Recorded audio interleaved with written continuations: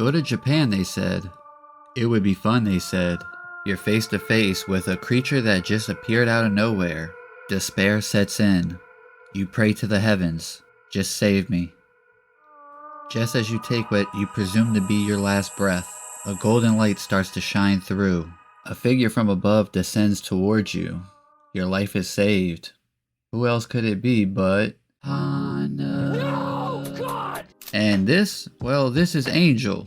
If you're confused by the title of the video, let me clarify that and get the confusion out the way now. Angel did nothing wrong, but Hana Kurisu, she messed up. I feel a bit bad when people call her the biggest fumbler in JJK, but it's hard to disagree with them or come to her defense. I think one thing we could all agree on is the fact that her character was a bit wasted. It always felt like there should be more to her. Or maybe she would be a good vehicle for the flashback to the Han era. We didn't get any vehicles to the Han era though, and at this point, I'd wait just for a damn bus to bring us to the Han era flashback.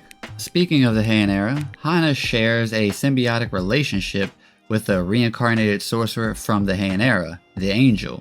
With the Angel's influence, Hana gained an angelic appearance with the wings and the halo. The Angel manifests itself on Hana through a talking mouth on the cheek or the hand, much like Sukuna. I don't know about you guys, but that kind of sussed me out at first. And for a good while, I had a theory that Angel was a traitor. I don't remember all of it, but essentially it was about how Urame is to Sukuna. Angel was like that in the Heian era, but for Kenjaku. So essentially he planted her in the Cullen games to eventually infiltrate the good guy group. But as we all know, I wasn't cooking shit on that. But I'll say it again, the Angel did nothing wrong. If anything, her only slip up was to not steamroll Hana's consciousness or her soul and take over the vessel completely. If Angel would have did that, then JJK might not go past 213. Or I guess I should say Sukuna may not make it past 213 if that was the case. Plus, we also have to thank Angel for freeing Gojo. Freeing Gojo gave us fans one of the greatest dynamics in Shonen Jump, the two strongest going head to head, and one of the best battles in Shonen Jump history. It's an iconic fight, and it changed the scope of the manga. So shout out to Angel for that. And Angel's also good about lending advice or information, helping strategize. She did play a big role in the preparation up to Shinjuku Showdown.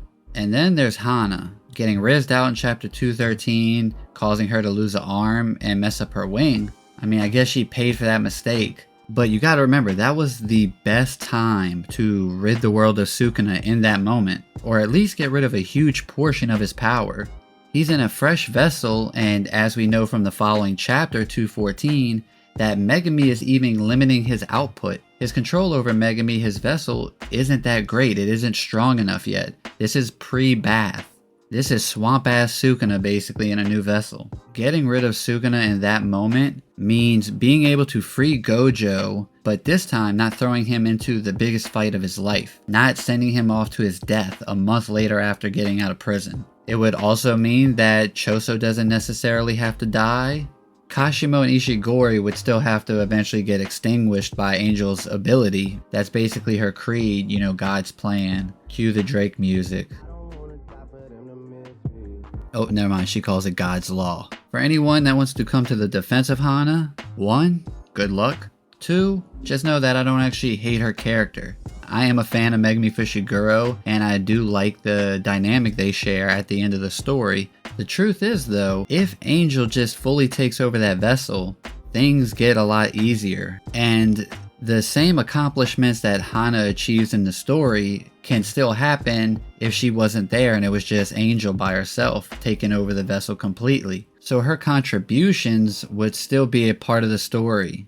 That's the point of this video. It's not to attack her as a character specifically and say she doesn't have a role or a spot within the narrative. It's just to acknowledge the fact that she did fuck up, and the blame shouldn't be placed on Angel. It's just a Hana thing. As a Megumi fan, and Megumi was my favorite character up until recently, Sukuna is my favorite character now, but being a Megumi stan and a Megumi warrior, a Megumi rider if you will, At that point in the story, I just broke down that whole scenario as, well, shit, Megumi just got that aura. He's got motion like that. Sukuna is a genius when it comes to Jujutsu. He's a scholar of sorcery, a savant of sorcery. So he was smart enough to pick a vessel that had aura. It makes sense for him to lease some of that aura in order to save himself by tricking Hana. But I guess we can't be too upset because everything happens for a reason, and those events that happened within the story of 212 to 214 led us to some exciting events, and like I stated earlier, one of the most hyped fights in Shonen Jump history. To wrap this video up, I just want to reiterate and say that I'm not trying to say Hana doesn't have a spot within the narrative or she is a horrible character. I'm just pointing out the fact, and though it may be obvious to some, Angel did nothing wrong, but Hana did. That'll do it for me. I appreciate you guys staying for the video. Remember to like and subscribe. I'm planning to do some more live streaming, so be on the lookout for that. Hit the bell for notifications. And remember, stay normie, stay weeb, shit, even in between is fine. Until next time, peace.